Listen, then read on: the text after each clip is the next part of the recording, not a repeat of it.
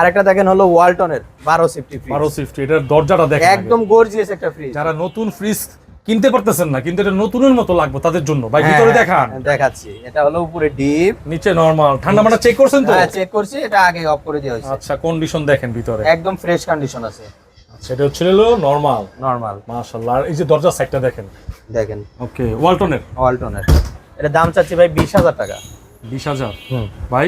ভাই এটাতে কোনো রিকোয়েস্ট করবেন না, একদম 19,000 টাকা ডেলিভারি চার্জ। মানে রিকোয়েস্ট করতে হবে ভাই? জান 500 কমাই দিলাম, 18,500। ঠিক আছে। আরেকটা দেখেন হলো মিনিস্টারের, ঠিক আছে, মিনিস্টার ব্র্যান্ড। হ্যাঁ 252 লিটার 600 নাম্বার গ্যাসের ফিস, গ্লাস ডোর। দেখেন মানুষ আগে আউটলুকটাও দেখে। মিনিস্টার ব্র্যান্ডের গ্লাস ডোর। গ্লাস ডোর, আচ্ছা, লালের মধ্যে নাকি? লালের মধ্যে।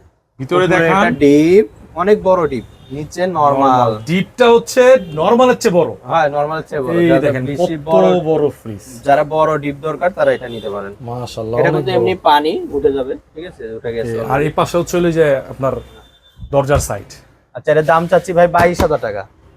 আপনার ব্লগ দিয়ে কেউ যদি আসে একবারে 20 করে দিলাম। 20 করে দিবেন?